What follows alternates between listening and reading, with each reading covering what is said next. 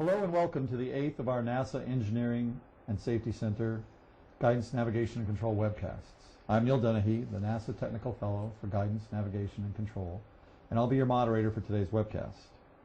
As I have previously mentioned, the idea to have these hour-long webcasts originated with the members of my NESC, GNNC technical discipline team, who thought they would be a good way to broadly share their individual knowledge with the NASA GNC community of practice. We routinely hold these webcasts on the third Wednesday of every other month at the same time, 2 p.m. Eastern. I'm now very pleased to introduce today's speaker, Irene Gregory, who is a senior research engineer with NASA's Langley Research Center. Irene's talk today is entitled Fundamentals of Adaptive Control. Her research has spanned all flight regimes from low subsonic to hypersonic speeds and includes flight control, aeroelasticity, fluidic control effectors, and autonomous vehicles. Her current research interests are in resilient control under off-nominal conditions, as characterized by highly nonlinear, rapidly changing dynamics and limited controllability. She's also interested in the area of autonomy and control as an enabling technology for very flexible spacecraft.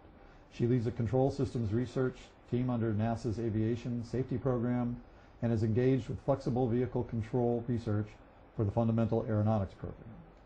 The complete version of Irene's bio is provided on the webcast registration site for your reference. And now I'd like to turn the webcast over to Irene. I believe you will find this talk to be very informative. Thank you, Neil. So this afternoon, I'd like to cover a very broad topic and reduce it to something fairly small that will fit in 50 minutes. Fundamentals of adaptive control, and I'd like to present it from the flight controls perspective. So in brief, I would like to cover why adaptive control, perhaps give a brief history of adaptive control in flight, and then we can discuss what is adaptive control. At least we can talk about a working definition. I'd like to present some recent methods that have been flown over the past 10 years, discuss the advantages and limitations, and also present some of the open problems and future directions of this research. Now this talk, I'm sure a number of you have heard talks on adaptive control. This will be different, and the difference I like to think is presentation of some of the insights that you typically don't see in your conference presentations. So why adaptive control? Well, linear control methods that served us for a number of years and served us very well, unfortunately are unable to provide good stability margins and desired tracking performance in the presence of highly nonlinear airframe characteristics. Now, this tends to lead, if we're trying to dominate nonlinear characteristics, it tends to lead to high gain feedback, which is never good in a controller. And it also requires extensive gain scheduling and accurate aerodynamic models. So what are the benefits or potential benefits of adaptive control? Well, it provides consistent performance in the presence of modeling uncertainties, large parameter variations, and unknown unknowns. And it does not need, for example, accurate models. Specifically, it'll focus on direct adaptive control. And the reason for that, it provides incremental commands to cancel, but in reality really dominate uncertainties in our models. So for an aerodynamic model, for instance, we can be talking about nonlinear moments. The control will freeze if desired tracking performance is achieved, and it does not rely on the system identification of the plant. So you end up with a nonlinear solution essentially to a nonlinear problem. I'd like to give you a little bit of a history of adaptive control in flight. So the motivation came from the early 1950s with the advent of high-performance jet aircraft that were flying over a wide range of altitudes and speeds, and fixed gain controllers did not suffice clearly for all conditions.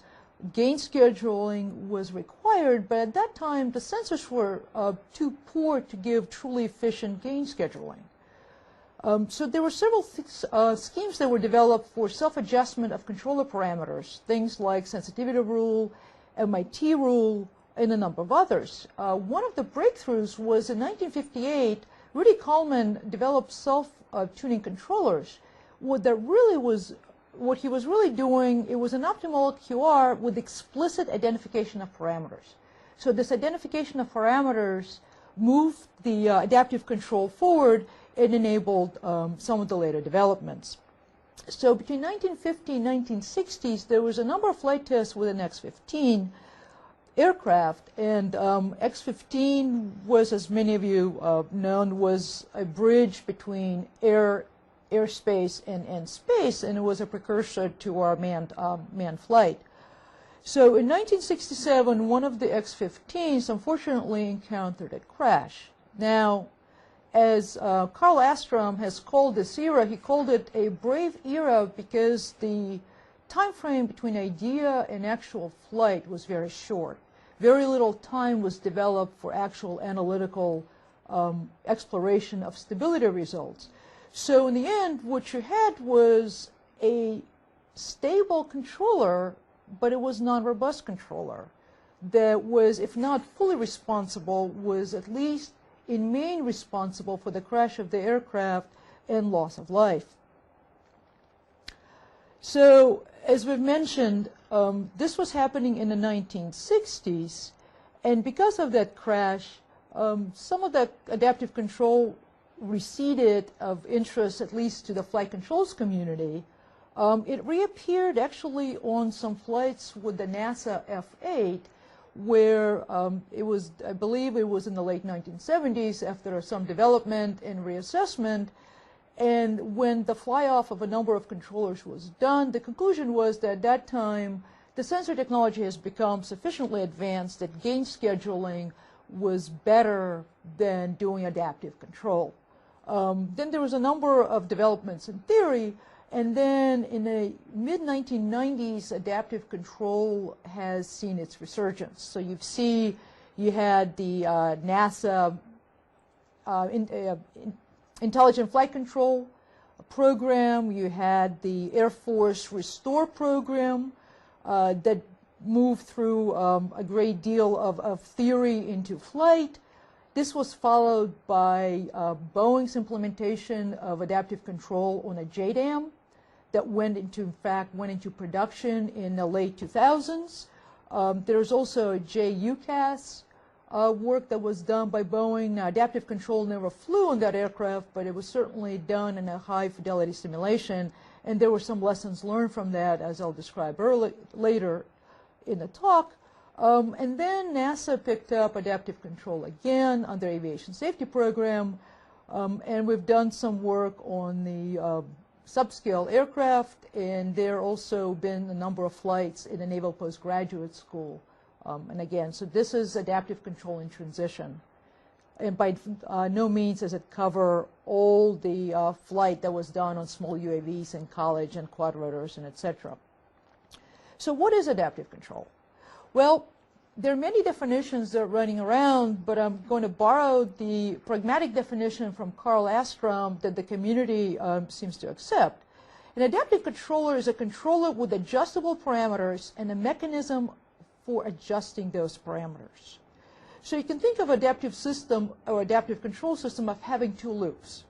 There's one loop is the normal feedback loop, that's just the process or plant in the controller, and the other loop is the parameter adjustment loop. And that parameter adjustment loop can be either adjusting the controller parameters directly or trying to identify the plant dynamics and then adjusting the controller parameters. Now, what is very important to remember, and we'll get back to this, is that variation and uncertainty that an adaptive system can handle very much depends on the speed of this parameter adjustment loop. So if your estimation is fast, then you can certainly accommodate your parameters that vary quickly. If your estimation is slow, then you're confined to either constant or slowly varying parameters. One other thing that is important to remember is this concept of absolute stability versus relative stability. For linear systems that most of us are familiar with, there's an absolute stability, and it is deduced from eigenvalues. Our relative stability we analyze whether it's Nyquist or Nichols, but we really look at gain and phase margins. And the performance is input-output signals can be analyzed simultaneously. For a nonlinear system, that no longer holds true. We don't have equivalent tools. So absolute stability is analyzed via Lyapunov's direct method. Relative stability is resolved in the Monte Carlo type analysis. So in a sense, we really do not have an equivalent to a gain in phase margin anymore. And there is no correlation between the time histories of input and output signals. So in a sense, we don't have the scaling in the nonlinear systems like we do in linear systems. And this is very important to remember when we analyze adaptive control. So as I mentioned, there's two approaches to adaptive control. There's a direct method, which estimates the controller parameters. It does not care, per se, what the actual plant parameters are. And the stable dynamics, the stable aerodynamics and adaptive laws are derived using the structure of the control signal itself, as I said, irrespective of what the actual plant dynamics are, or excuse me, plant parameters are. The direct method estimates the actual system parameters. The errors for the stable aerodynamics and adaptive laws are derived independently of the control signal. And then the control signal itself is synthesized using the estimated system parameters. Now, the reason I keep emphasizing aerodynamics, because that is the way that we tend to prove stability in our adaptive control, or at least part of the way.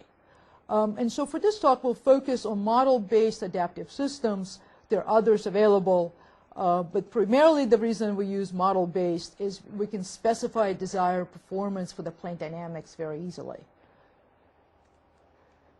And so just as I said, the architecturally, as you can see at the top, you can see the direct, and this specifically is model reference adaptive control. So what we have here is we have some reference signal that we'd like to follow. We have a reference model that specifies our desired dynamics. We have a control law. And we have the adaptation mechanism by which the parameters change. And here's your plant. If we look at indirect MRAC, you see a slight difference in architecture. You see that reference signal that we'd like to follow enters directly into the control law, and there's no longer a reference model per se. What we have instead is we have a predictor of our plant dynamics. And the predictor of plant dynamics, the difference in reference model and the predictor is that the predictor has an estimated predicted state X, as well as a prediction of uncertainty that resides in the plant. And so what you see is for the error here is the error between the predicted and the error between the actual that we then try to adapt to through the control. And we will get back to these architectures later as we talk about different control methods. There we go. So some of the recent methods that have been used in flight, and this is starting with the Restore program and then followed on the JDAM at Boeing, and it's model reference adaptive control. So I'd like to talk briefly in a very simple example what it really is all about and take step by step of what it means. So this is a fairly simplified diagram of a model reference adaptive control. We have a reference model where we specify our plant dynamics that we want.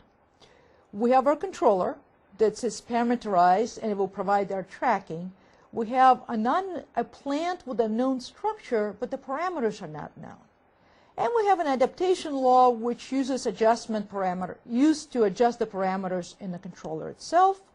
We will be comparing the desired dynamics to our output of the actual plant, and that tracking error is what's going to drive our adaptation. So as I said, we're going to go through step by step and see what this really looks like using very simple dynamics. So if you assume single input, single output system with a scalar A, a scalar B, and some uncertainty that is not time dependent. So A and B are constant parameters, but there are known parameters.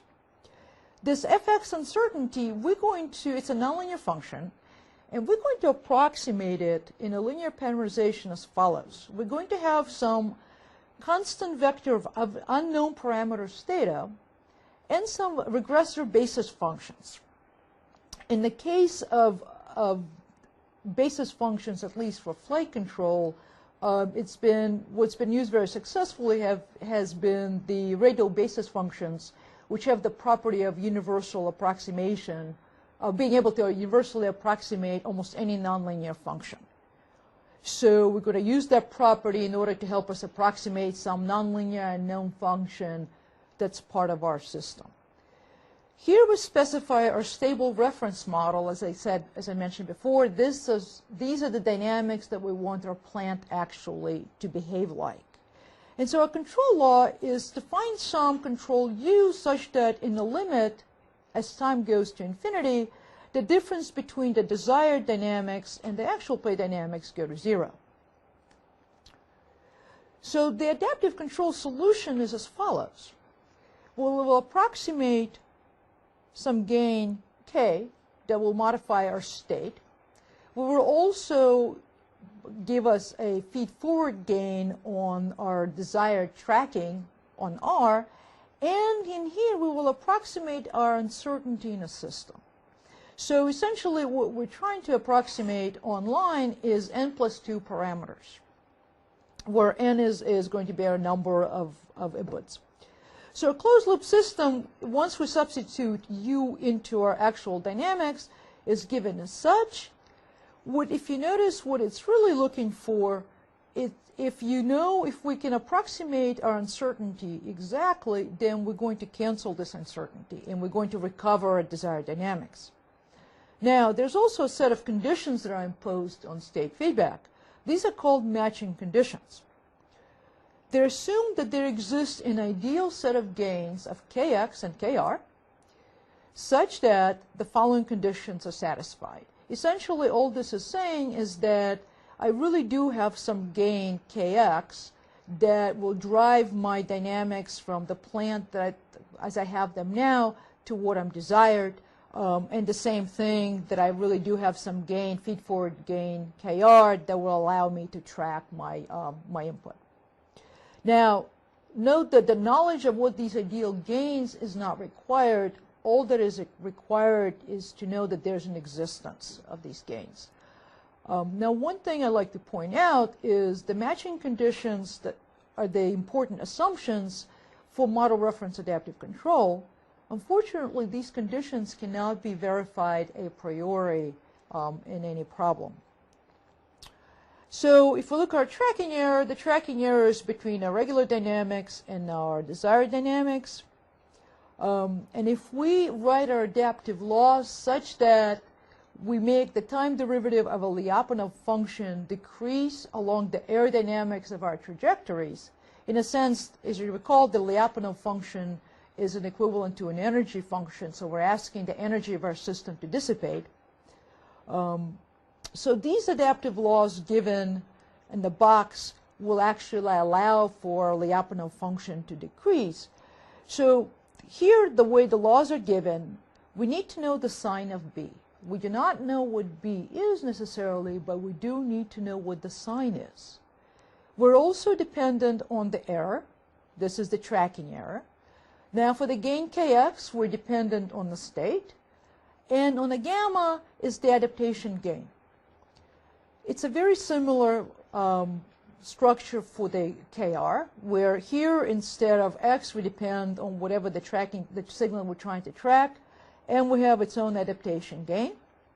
Clearly, the higher the gain, the faster the parameters will adapt. And then finally, we have the theta, and here we're basically trying to adapt or trying to cancel out and dominate the uncertainty in the system. So with these adaptive laws, the time derivative of the Lyapunov functions becomes semi-negative definite. As I mentioned, this means that the closed loop energy is dissipating, and it yields stable dynamics. Now, this is enough to give us stable dynamics for the error, and then we employ Barber-Lott's lemma to ensure that the state itself is bounded. Since our dynamics are bounded, and we know by design our desired dynamics are bounded, we have the fact that our states are going to be bounded of our actual system. So they're bounded and they're asymptotically bounded. We have said absolutely nothing about the response in transient of these dynamics. Here's just another way of showing a block diagram for the system. As I said, this is our reference model. This is our plant included with the uncertainty. Here's the uncertainty that we're trying to approximate. Here's the feedback gain, Kx, that we're trying to drive the system dynamics, as well as the Kr that we're trying to drive the our input so we can follow it. Let's see, that's how it looks here.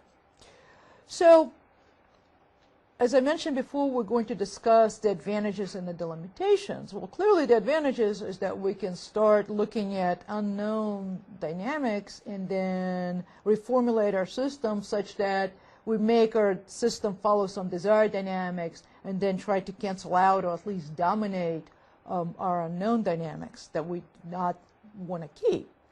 Well, if we know, if we don't have any noise or if we don't have any other unmodeled dynamics in the system, then we can have perfect cancellation. Unfortunately, that is not the real world. And what has been noted in the 1980s is the lack of robustness of the adaptive controller, as I've shown you in the previous several slides. So let me initially define a few terms so we can all be on the same page when we talk about this. So when an external input, R, is persistently exciting in the sense that you have the signal is sufficiently rich, the system, both in simulation and analysis, indicate that MRAC is robust with respect to non-parametric uncertainty. Those unmodeled dynamics that are not represented by the parametric variations we've shown in the previous slides. Now, when the external input is not persistently exciting, even a small uncertainty may lead to severe problems. So, where these problems may occur? Well, the estimated parameters, the Kx, the Kr, the theta, drift slowly as time goes on and can suddenly diverge sharply. An example of that has been published in the 1980s, the famous Rohr's example. Now, the reference input contains insufficient parameter information in order to do, again, identification, at least of the controller parameters. People who do system ID know this condition very well. And then adaptation has difficulty distinguishing between parameter information from noise if you don't have sufficiently rich signal. So inability to properly model the true plant coupled with the significant excitation and frequency band where an ineffective modeling occurs may cause instability as well. So not only if you don't have persistent excitation, you have issues with noise and unmodeled dynamics, but if those unmodeled dynamics also happen to be in the frequency range where you may have excitation coming from your outside signals, you again may have a significant problem. You may have bursting, which is momentary instability with a control settling back, or you have true instability, and this happens very suddenly. So in summary, the parameter drift occurs when signals are not persistently exciting, mainly caused by measurement noise, disturbances, and unmodeled dynamics. And it does not affect tracking accuracy until the instability occurs, so in a sense you have absolutely no warning. And this leads to sudden failures, as I said. So this lack of robustness has prompted some more work. And what people started coming up with were modifications to the MRAC control laws, but not to the architecture itself. So I'd like to point out here in actual JDAM implementation online, and I'm sure in other areas where MRAC has been flown, you have the following key components to make the system work. First of all, you're using radial basis functions for one-line approximation of system uncertainties. And these essentially act as local nonlinear integrators in a closed loop. You have the E and sigma modifications. These have been developed in the 1980s and early 1990s as a way to robustify the MRAC in case you have no persistence of excitation. Now, persistence of excitation is something also insidious because you cannot a priori guarantee that you have that condition.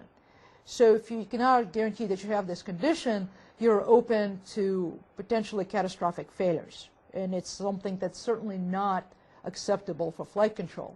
We cannot stop the plant and we cannot pull off to the side of the road.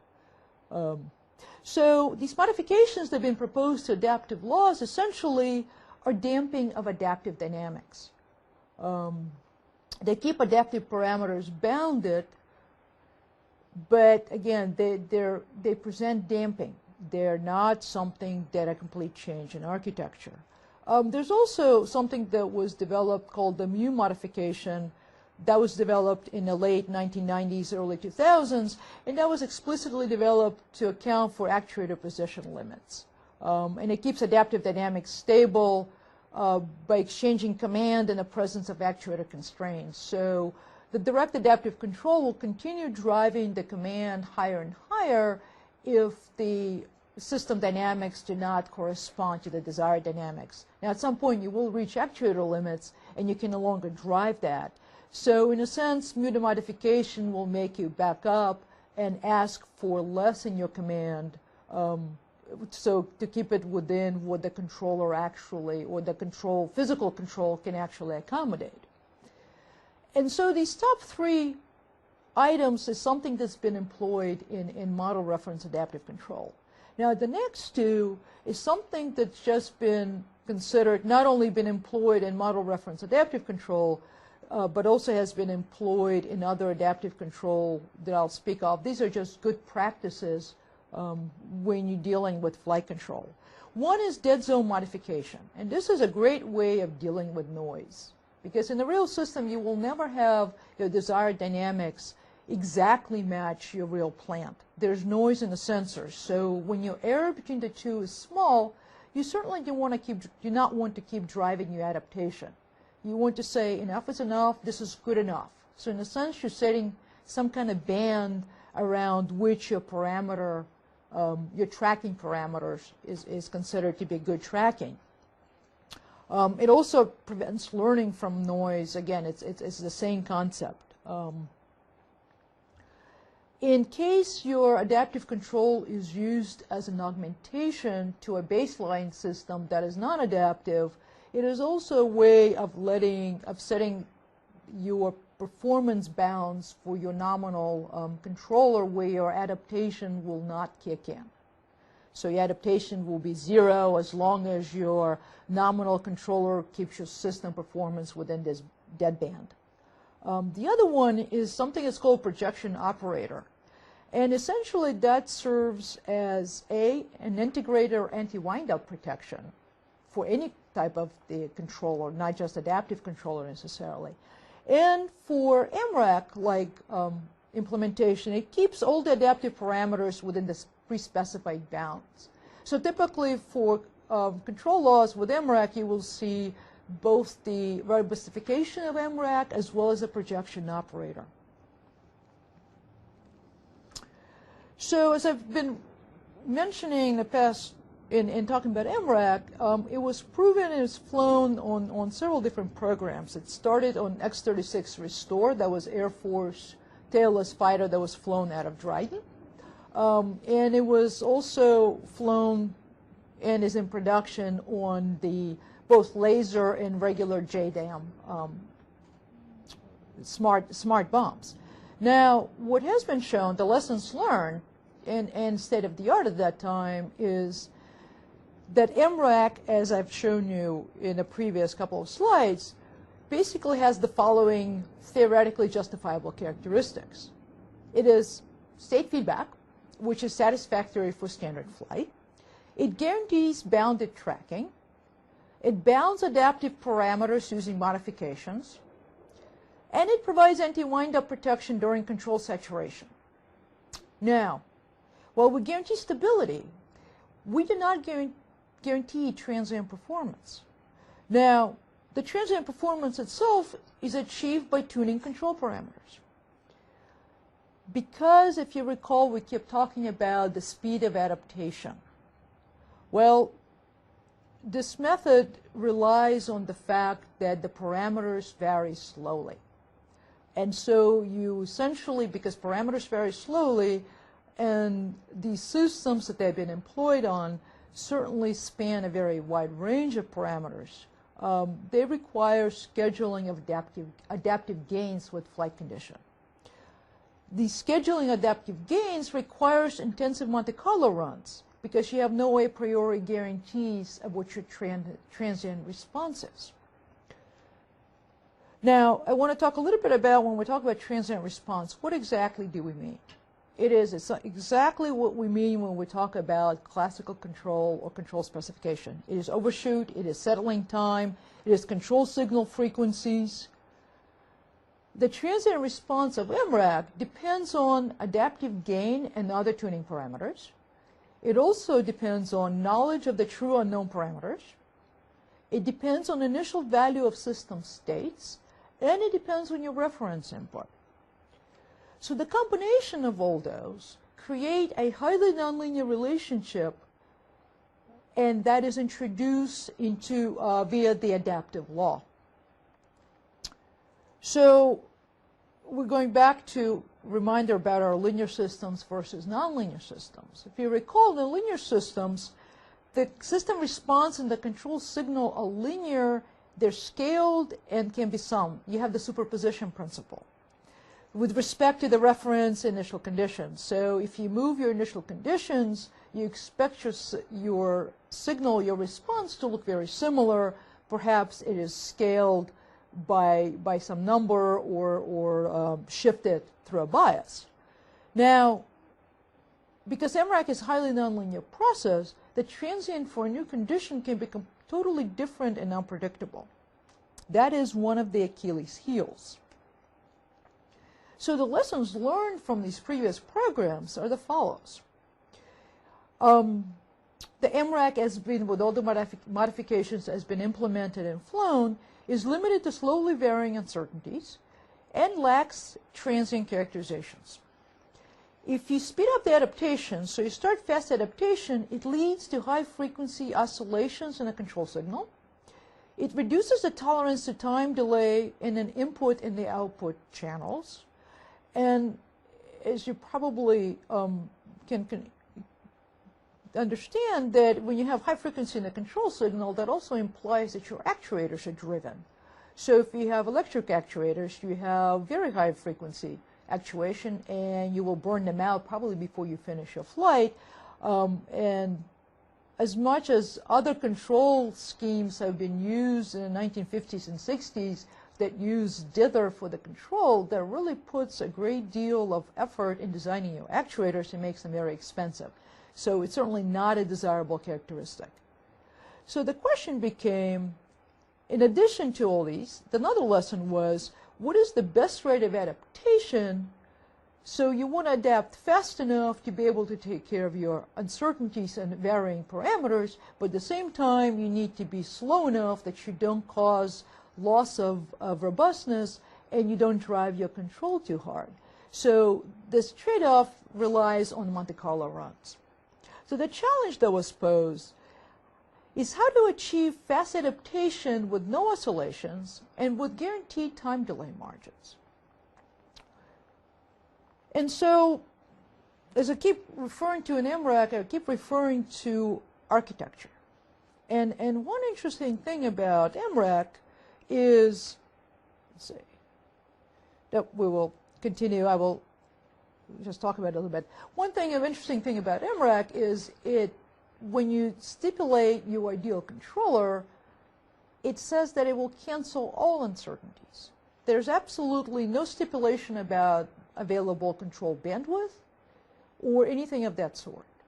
So one potential change is, how can we introduce the physics that we really do have limited control bandwidth, and we really want to deal with uncertainty only within range that we can do something about. and not try to go after uncertainty that's beyond our capability of physically doing something about. And so in a sense, this is what L1 does. So let me get back to what we had in previous architectures that I was showing. And so again, we're back to direct MRAC and then the indirect MRAC. And one thing I'd like to point out is there really is you can show compatibility between the architectures. It's a different way of sort of saying the same thing between the reference model and the predictor states. And this is the actual equivalence is well beyond this talk, but if there's any interest, I can certainly send you both information and or papers that show this. So in the direct MRAC architecture that we've been talking about, that have been taken to flight in the 90s and early 2000s, this architecture cannot accommodate a low-pass filter. So you cannot insert a low-pass filter in the loop right here. However, if we look at indirect adaptive, this architecture actually enables the insertion of a low-pass filter. So what does that really do for us? It really allows us to potentially have high-frequency estimation loop, but what actually will pass to our plant is going to be low frequency because we filter it with a low-pass filter. However, nothing is free. So what happens when we enable this low-pass filter, our reference model is no longer, or in a sense, our predictor is no longer just a reference model because of the filtering. So we pay the price there. So I just want to go a little bit and talk about schematically and notionally about this L1 control law. What is it doing by inserting a low-pass filter? Well, what it does is that notionally you have a control law, state predictor, and adaptation law. It really breaks into those two loops that I've mentioned before for any adaptive control. You have the fast estimation loop, and you have the control law. And I like to emphasize the word fast, because the fast estimation loop now includes our state predictor that generates the prediction signal of the system state, and our adaptation law, which generates the estimate of the plant uncertainties. And since it's happened fast, we can minimize this error before anything is really goes into and reacts on our plant. Let's see. So the adaptation law is that estimates the plant uncertainties at the high adaptation rate, and based on the uncertainty estimates, the control law generates control surface deflections command as the output of a low-pass filter. So as I said, even though you may have fast adaptation, what comes out into the plant a low frequency dynamics. So from equations, this is what this looks like. So if we have our system dynamics A and B, assume all of our uncertainty are in A for at least this formulation, then we can specify our desired dynamics and rewrite the system as such. So if we have our specified dynamics, all of our uncertainty is in here, and note now we can use the fact that it's fast adaptation, so it allows us to use parameter variations that are no longer either constant or slowly varying. But the state predictor now contains an estimate of our uncertainty, and therefore, as I said, you actually lose specifically the reference model. The control law right here is your MRAC control law, but now because you put in a low-pass filter, what you're now doing is you're asking your control to take care of uncertainties only within the bandwidth of the controller. Interestingly enough, what this does, it allows us a separation between adaptation and robustness. The very issue that was driving MRAC unstable by higher adaptation rates here becomes separate. So what happens is, as I said, the key feature of this L1 adaptive control is the feasibility of the control objective. we're only asking, again, we're only asking for a system to compensate for uncertainties that we can do something about. And so if we look at, as I said, this is our MREC nominal control law. These are our desired dynamics. If we look at, if we look at L1, it's the nominal MREC low-pass filtered, and our reference system becomes an achievable reference system. So if you bear with me, what this really says is that we look at these are our nominal desired dynamics. And so again, since low-pass filter, the desired dynamics and the reference signal we're trying to track are going to be well within the pass part of the low-pass filter. So this should be able to track exactly.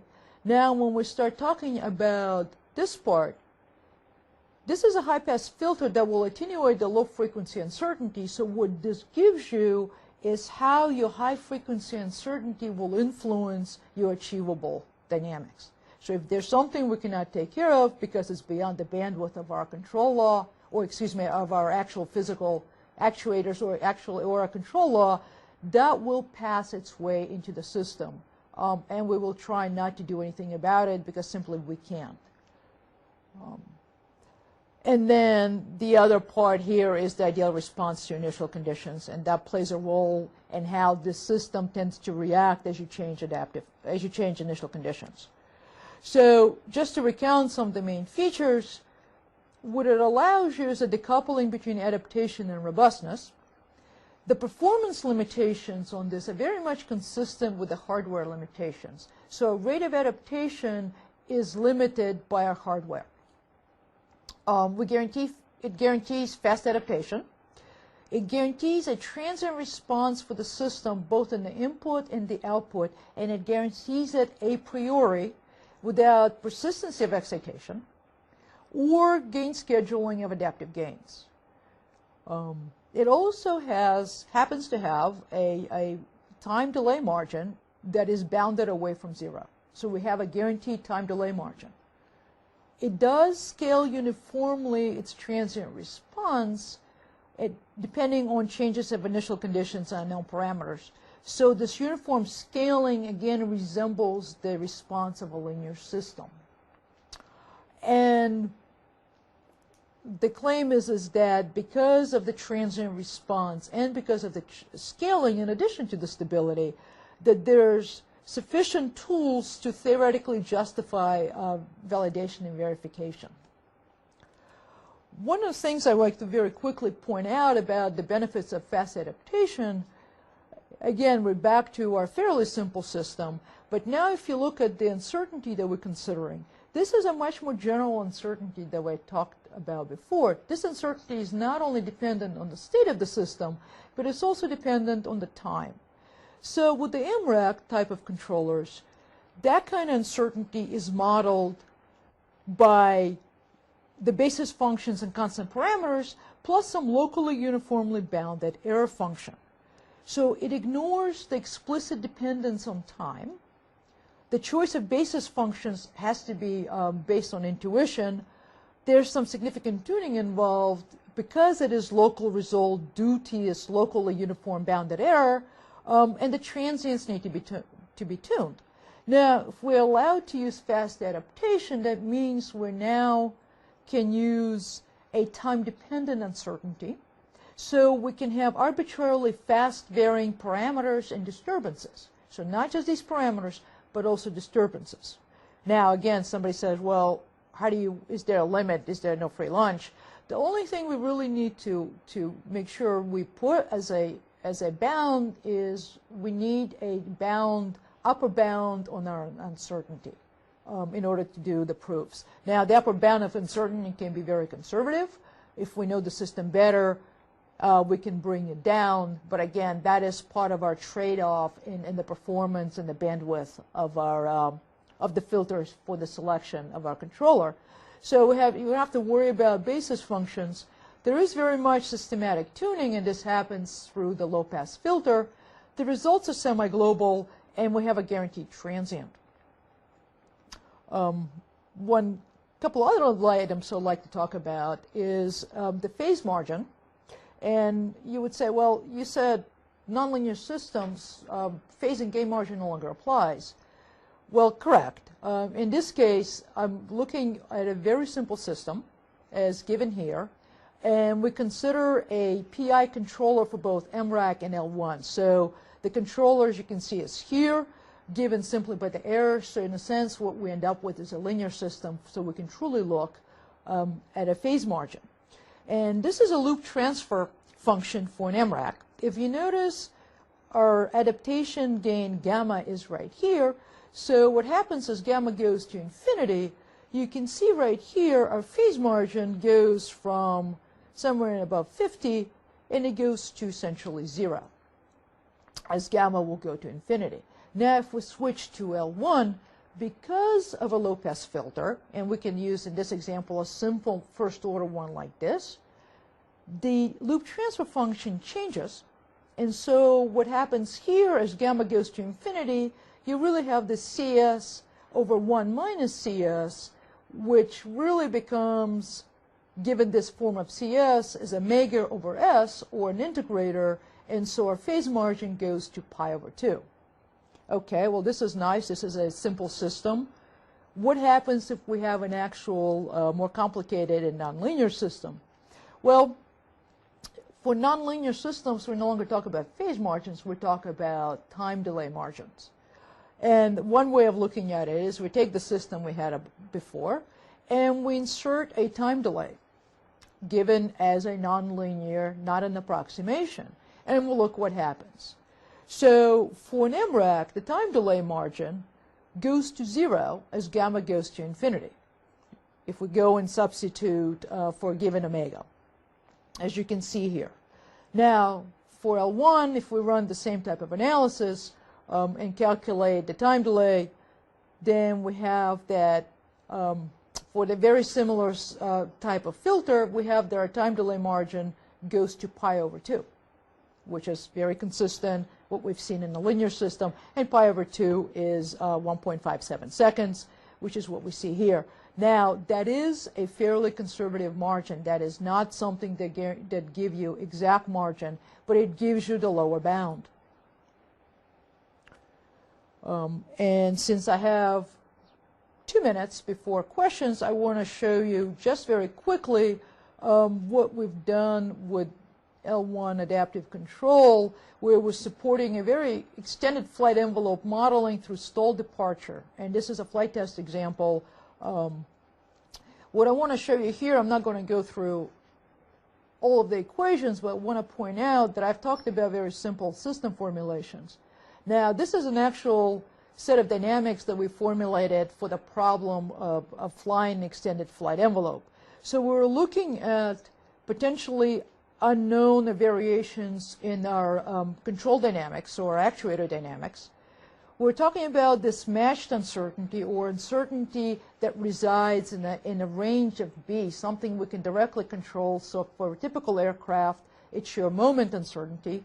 Unmatched uncertainty, so for aircraft, would be uncertainty in your angle of attack equation, for example. Some completely unmodeled dynamics, actuator dynamics. So this is a pretty well-represented, complicated flight control system, flight dynamics. And so the controller would take the aircraft and go all the way from 0 all the way to loss of control in departure, where the aircraft is only partially controllable. And this was done with a controller that was designed in the heart of the envelope at 5 degrees angle of attack and was never redesigned. So you're talking about the same gains, the same control that was flying this entire envelope.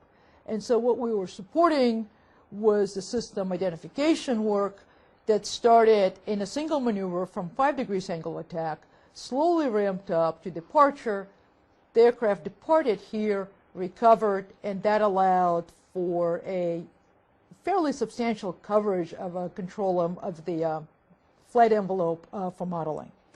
And at this point, I guess Neil says I have a little bit more time, so let me address just one final slide, and I'd like to talk about, so what are the open problems? I mean, this is not something we clearly we have not solved the entire flight control, adaptive control issue. So the question is, well, reference model design. Because when I showed you a previous example, we asked for the same type of reference model, in the sense we asked for the same type of behavior at 5 degrees angle of attack as we asked at 25 degrees angle of attack. That is not reasonable, even though the controller could do it. That is not necessarily smart.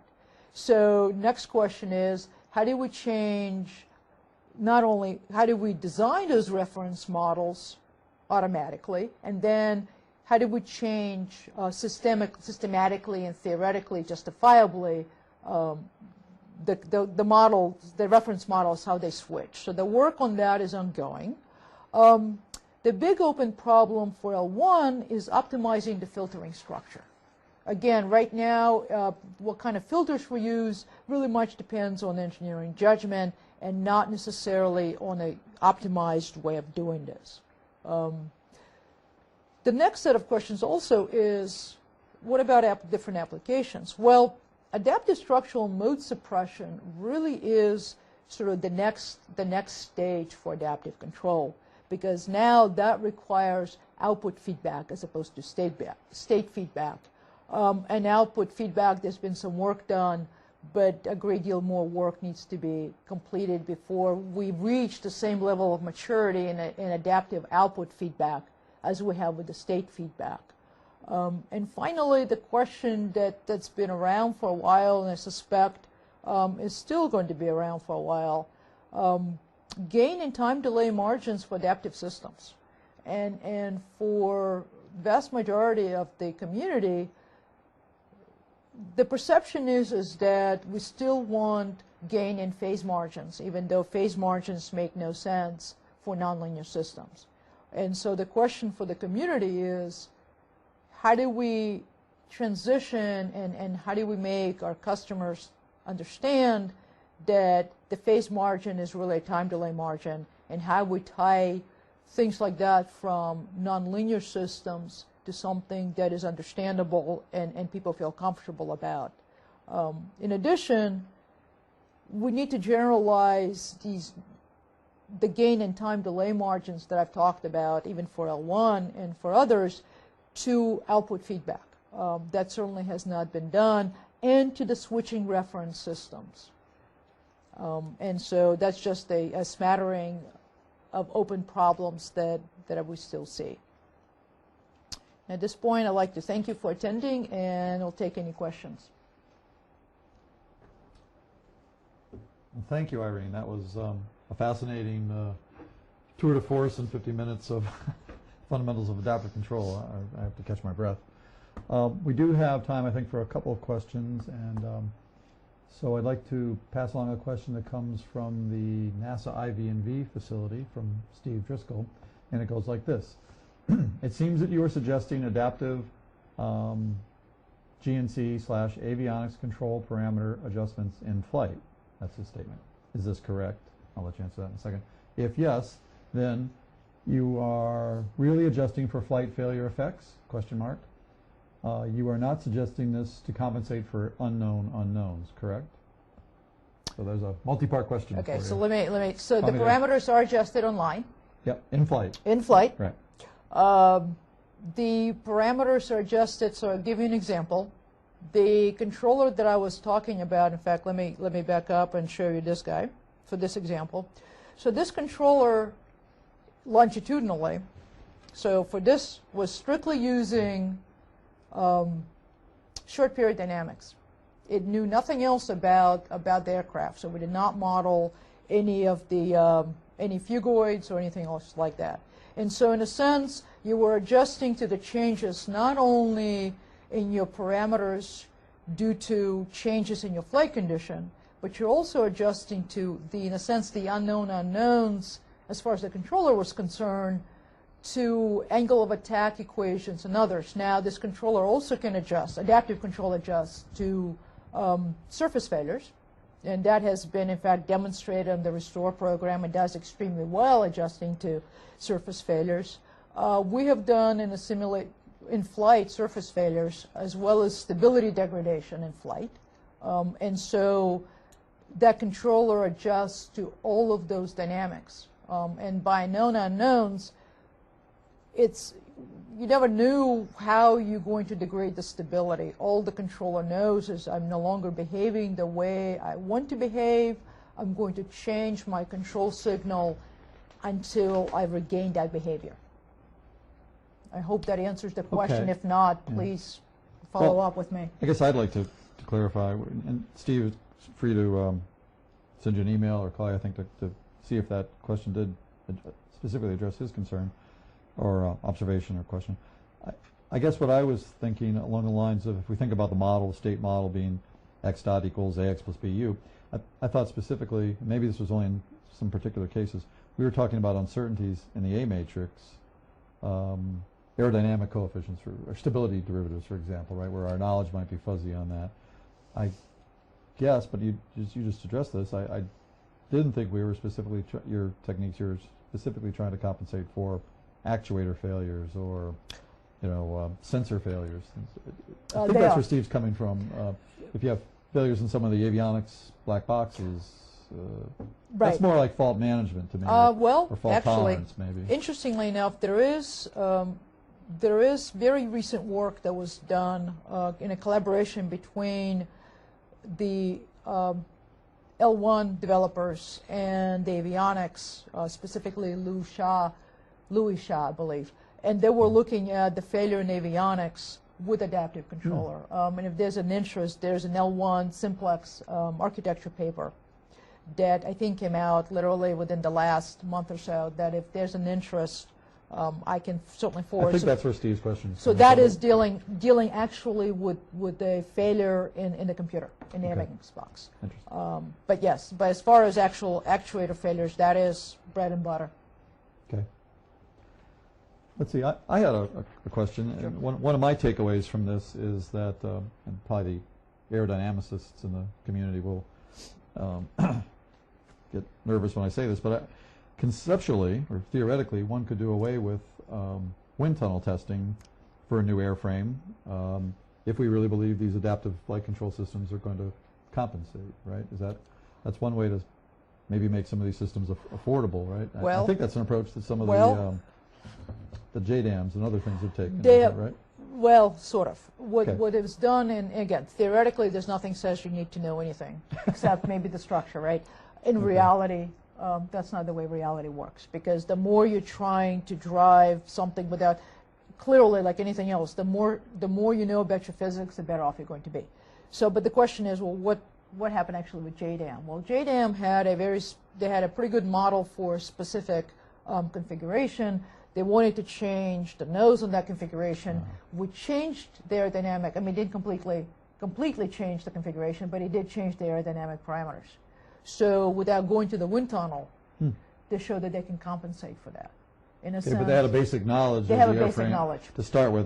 That makes much more sense to me. I'd heard these things about, well, we didn't have to do wind tunnel testing, which kind of left me a little cold. No, you don't want to put all that burden on the adaptive flight control system. And and again, like anything else, it's not a panacea. It's not a something you can do black box.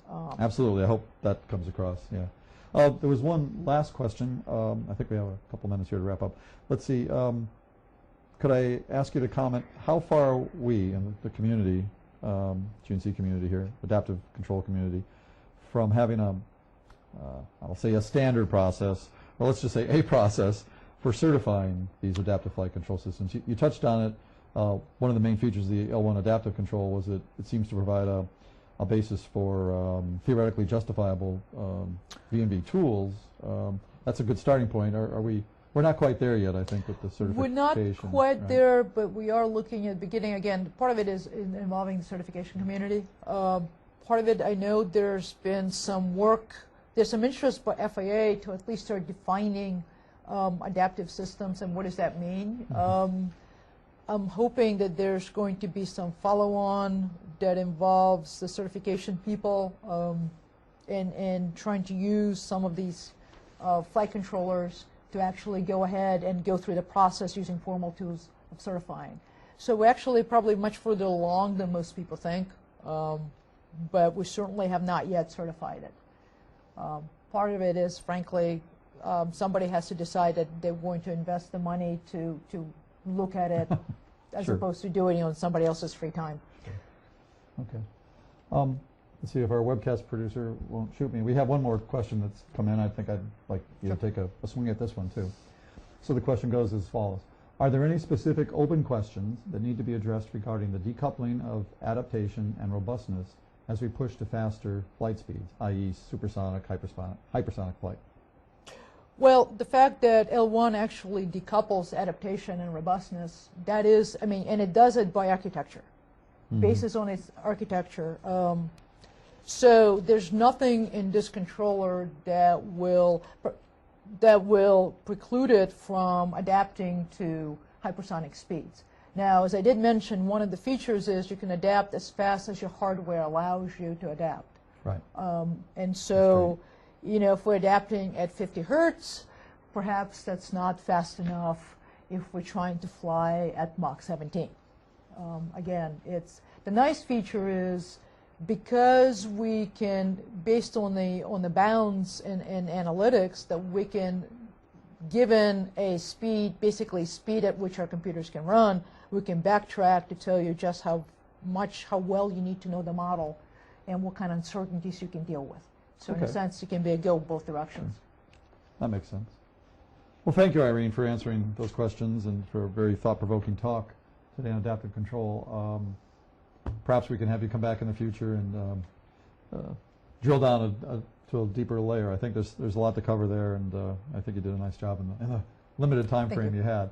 There are a few more questions that have come in. I think we have run out of time now, so we'll get those to you, Irene, and we'll ask you to respond to those folks. And we'll absolutely do so. I think that would be great, and I think the community out there ought to feel free to directly contact Irene. I think you're open to that. I wonder if you have other questions that maybe come up later. I know one area I'd like to maybe consider for a future webcast is talking about conceptually talking about where these adaptive control techniques and architectures might be applied in more spacecraft applications, entry, descent, and landing, launch vehicles, robotic planet landers. I mean, it's a different game than aerodynamic flight control, but there are other uncertainties you'd be trying to compensate for there or cover there. Anyhow, so I'd like to make a general request, as I often do at this time, of the audience and the community. If you have ideas for other webcast topics, or even better, if you personally are interested in giving a webcast on a subject that you're knowledgeable on, I'd like you to contact me directly, and we can get you on the calendar to do that. I think that would be great. We're soliciting those type of webcasts. So this does complete today's NESC GNC webcast. Thank you for participating with us and engaging with us with the questions. I look forward to you joining us again in January at our next webcast. Thank you very much.